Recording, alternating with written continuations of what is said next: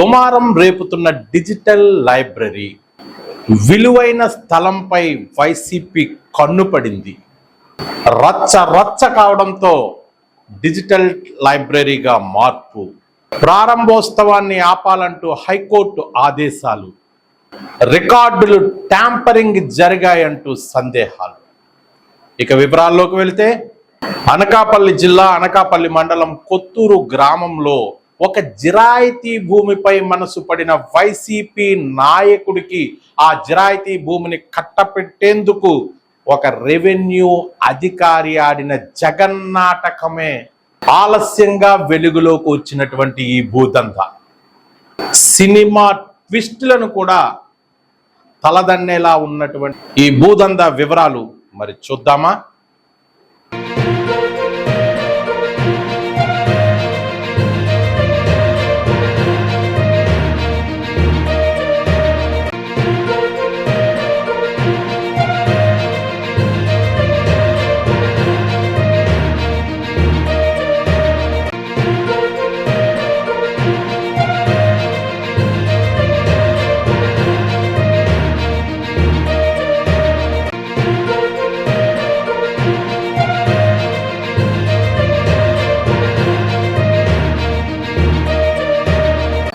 ఏదైతే కొత్తూరు పంచాయతీ అని చెప్పామో ఆ కొత్తూరు పంచాయతీ జాతీయ రహదారి పక్కన సుమారుగా 25 సెంట్ల జిరాయితీ భూమిపై ఒక వైసీపీ నాయకుడి కన్నుబడింది. యాక్చువల్గా ఈ జిరాయితీ భూమిని గత 10 ఏళ్ల క్రితమే కొంతమంది వ్యక్తులు కొనుగోలు చేసుకున్నట్లుగా ఉంది. అయితే ఈ వైసీపీ నాయకుడు కన్ను ఆ భూమిపై పడిన వెంటనే ఆ భూమిని తనకు లబ్ధి చేకూర్చిన ఒక మాజీ మంత్రికి ఆ భూమిలో ఒక గెస్ట్ హౌస్ కట్టివ్వాలని, మిగతా భూమిని తను కబ్జా చేసేందుకు ఇమ్మీడియట్లీగా ప్లాన్ వేసి ఏదైతే అనకాపల్లిలో ఒక రెవెన్యూ అధికారి భూదందా చేస్తున్నాడో ఆ రెవెన్యూ అధికారితో కూర్చొని పక్కా ప్లాన్తో స్కెచ్ వేసినటువంటి ఘటన ఇక్కడ వెలుగులోకి వచ్చింది. ఇక అదే తడువుగా ఇమీడియట్లీగా రికార్డులన్నీ కూడా తారుమారు చేయడం జరిగింది. ట్యాంపరింగ్ జరిగాయంటూ కూడా ఆ గతంలో కొనుగోలు చేసినటువంటి వ్యక్తులు చెబుతున్నటువంటి మాట. ఇది గ్రంథాలయం స్టార్టింగ్ చేసి కన్స్ట్రక్షన్ స్టార్ట్ చేస్తున్న టైంలోని ఇమీడియట్గా ఎగ్జిక్యూటివ్ ఇంజనీర్ గారికి, గ్రంథాలయం శాఖ ఎగ్జిక్యూటివ్ ఇంజనీర్ గారికి, కలెక్టర్ గారికి, ఎంఆర్ఓ గారికి లీగల్ నోటీస్ పంపించడం జరిగింది. ఇది కోర్టు ఆర్డర్ ఆల్రెడీ ఉంది, దీన్ని స్టాప్ చేయమని చెప్పి. దానికి ఎంఆర్ఓ గారు, కలెక్టర్ గారి దగ్గర నుండి ఏ విధమైన రిప్లై రాలేదు.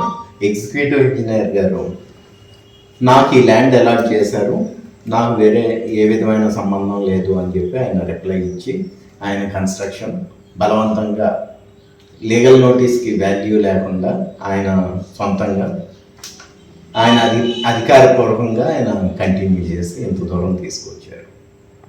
జిరాయితీ భూమిని ట్యాంపరింగ్ చేసి ప్రభుత్వ భూమిగా మార్చేశారు.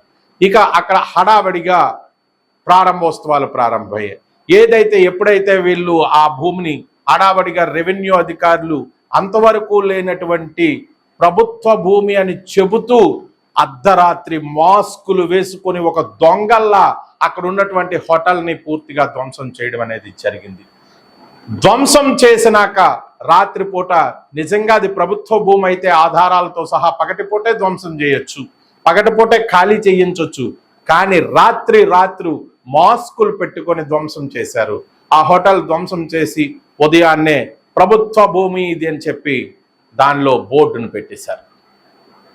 వెంటనే ఈ వైసీపీ నాయకుడు రంగంలోకి దిగి అక్కడ డిజిటల్ లైబ్రరీ అంటూ శంకుస్థాపన కూడా మాజీ మంత్రి చేత చేయించడం అనేది జరిగింది.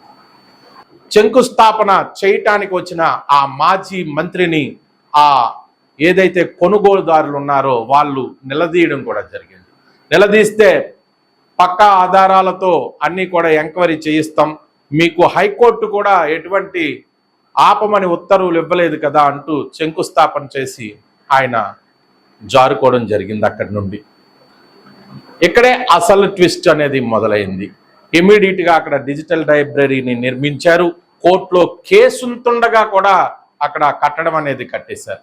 ఇప్పుడు చూస్తే ఆ డిజిటల్ లైబ్రరీ ప్రారంభోత్సవానికి దగ్గర పడిన సమయంలో ఆ ప్రారంభోత్సవాన్ని నిలిపివేయండి అంటూ హైకోర్టు ఉత్తర్వులు ఇచ్చింది. అయినా సరే అనకాపల్లి జిల్లా కలెక్టర్ లైబ్రరీని ఇటీవలే ప్రారంభోత్సవం చేస్తామని కూడా అక్కడ చెప్పడం కూడా జరిగింది.